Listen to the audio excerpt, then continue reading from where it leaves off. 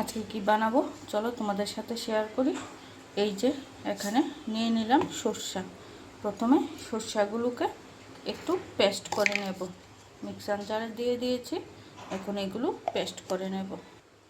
এইভাবে সরষাগুলোকে শুকনো অবস্থায় একটু পেস্ট করে তারপর জল দিয়ে পেস্ট করলে সুন্দরভাবে পেস্ট হয়। তার জন্য আমি আগে এইরকমভাবে শুকনা পেস্ট করে নিলাম।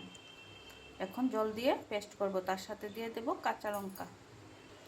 এই দেখো কি সুন্দর পেস্ট হয়ে গেছে। এখন কি করি চলো দেখাই। প্রথমে একটা টিফিন বক্স লাগবে আমার, তার জন্য টিফিন বক্সটা নিয়ে নিলাম। টিফিন বক্সটা ভালো করে ধুয়ে নিয়েছি। এখন এর মধ্যে দিয়ে দেব এই যে মাছগুলো।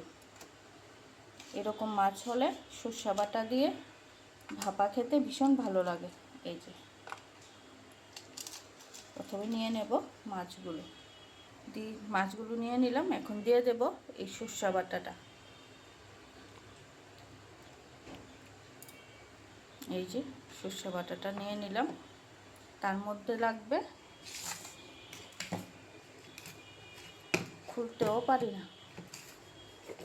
এই যে লাগবে স্বাদ অনুসারে লবণ।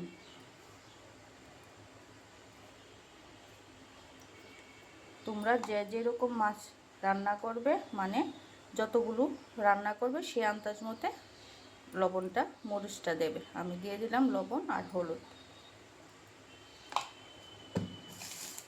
সঙ্গে দেব পেঁয়াজ কুচি,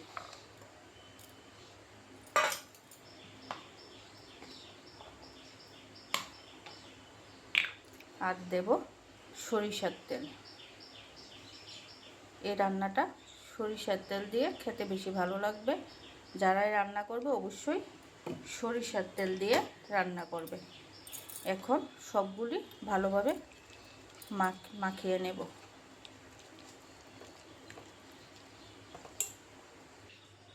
এই যে আমার মাখানো হয়ে গেছে। এখন এটা ভালো করে ঢাকনা দিয়ে দেব।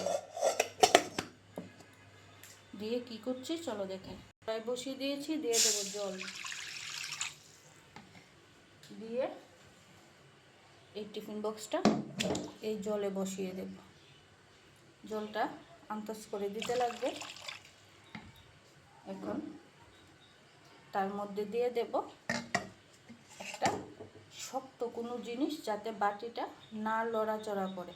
আর জালটা একদম মিডিয়াম টু লো ফ্লেমে রেখে 20-25 মিনিটের জন্য এইভাবে রেখে দিতে হবে। 20-25 মিনিট পরে অবশ্যই তোমাদের দেখাচ্ছি কীরকম হয়েছে আমার তরকারিটা।